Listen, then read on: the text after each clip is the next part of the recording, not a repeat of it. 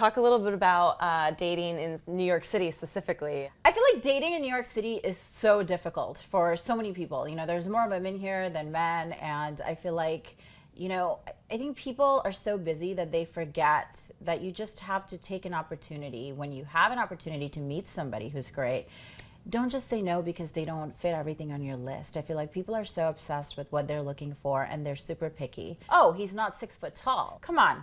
You can't do that. You can't put those types of restrictions, because what if you go on a date with somebody and you really have a connection with them? So you have to meet with them in person and feel the chemistry, because I feel like pictures are not going to tell you what chemistry is like. And that's why most of America is single, because they're not really meeting in person and they feel good about like swiping left and right. You feel that you're rejecting all these people and it gives you this like boost in self-esteem, like confidence. Like, oh, I'm rejecting these guys, you know? Right. Yeah. You know what I mean? Yeah. And why do you think the dating apps obviously is taken over, especially in the big cities? What are your personal thoughts on how things are going with the apps versus using, you know, genuine ways of meeting people? Yes, I feel like when you're doing apps, I feel like you forget to meet people outside. You forget to smile at people. You forget to do small talk because you're so tech driven. You're looking at your apps when you're in grocery stores.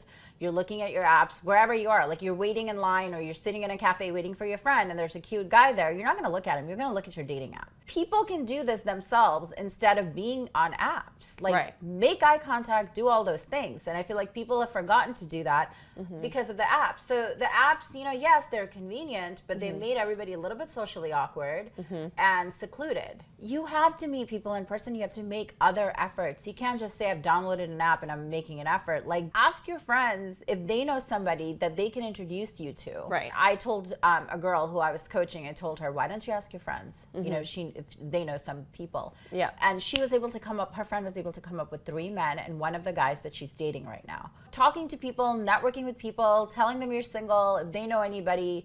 I think that's a great way, but then I also think New York City has so many people out there. Like, go to different places. You don't have to be at bars. Like, go to Whole Foods. There's men and women shopping, grocery shopping. You can talk to people. Right. I mean, you're just making eye contact, smiling. If you think someone's cute, you can do that. Yeah. But I feel like because of the apps, people don't do that. And because everybody's so busy in their own world, this is the mindset we have to get away from. We can't be like this because I feel like it's keeping America single. What are your top tips if someone is, you know, distracted or busy or looking at their phone? Yeah. How do you approach that person without feeling like you're interrupting them? If you're looking at somebody and they're on the phone, like if you're a man looking at a woman doing that, you know, compliment her. You look great. I just wanted to compliment you or something like that. Men are scared to say things like that because women are on the defense. So you have to kind of look at the person's body language. You can tell how they're standing in the line. If a woman's standing in the line and she seems open and nice, you can smile at her and then say, you look really pretty today, you know, something like that. Right. I think will go a long way because a lot of men don't do that here. Right, So, right. Yeah. Well, so what are some other places people can meet besides friends, you know, mutual friends or at Whole Foods? Of course. So I think gyms are great.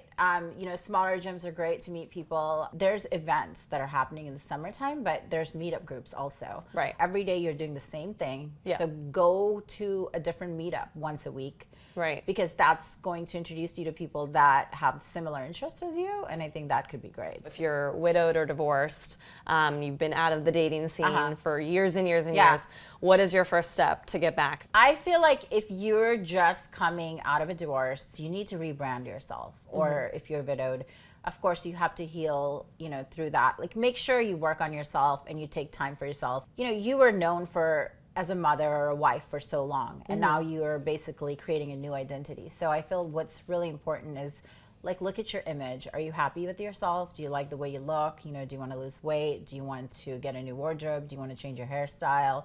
You're basically rebranding yourself. That's really going to put you in the right mindset to date, because you'll be excited and you'll feel good about yourself. When you feel good about yourself, you want to go and meet other people. I would start with online dating. If your Match.com is really great for that. You know, you have to date. You can't just look for like, oh, I'm looking for a relationship, I'm ready to go out. You need to date and find out what you like again, because the last time you dated was 20 years ago. Right. You may not be the same person. You don't know what you like now. First dates, I feel that you need to be yourself. Don't talk about heavy things, you know, talk about your passions, what you like to do, talk about travel, talk about your goals. Don't talk too much about your work. Do not talk about last relationships. Right. I feel like people bring up relationships and then kids and all that kind of stuff. I think just keep it to your passions, get to know each other. What do you like to do? That opens up topics, Right. different topics. And so you're going to have a conversation about a lot of things, and it's going to tell you a lot about that person versus like asking interview style questions. Right, right. Don't make it an interview. Right. And keep it light.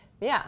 And people are quick to leave a first date and, you know, write somebody off right away, or, Yes. you know. It's so important to like give somebody 3 dates, because people are really nervous on the first date. Sometimes I have seen this where they did not feel chemistry on the first date, but then they went on a second date and that person grew on them, and third date and they're like, oh my God, I really like this person. We're so quick to judge people, and we're so quick to like walk away because there are so many options, and because Right. we don't have patience, and we think we're so busy we don't have time for this. But in reality, I think we need to give people more time if you feel the connection. Like you were saying, some people are just too busy. Say your work schedule is weird hours, or you work different late shifts or overnights. How do you make the time? I think it's just BS when people are saying things like, oh, I don't have time, I'm so busy. I feel like they're hiding behind their busyness, because I feel that everybody has time to date, okay? And you can make time, go on one date. Like, just like you do anything else, you have to make time to date. And if you're saying you don't have time, that means you're not serious. You're not really wanting a relationship. So Right. it's kind of like the same thing where it's like, oh, he didn't text me because he's so busy. Right.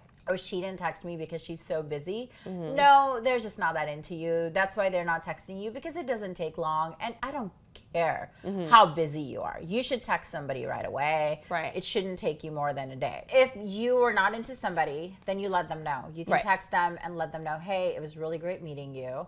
I enjoyed your company, and I just don't feel like we have enough in common, or I didn't feel the chemistry, or whatever. Just be very honest, and good luck in your dating endeavors.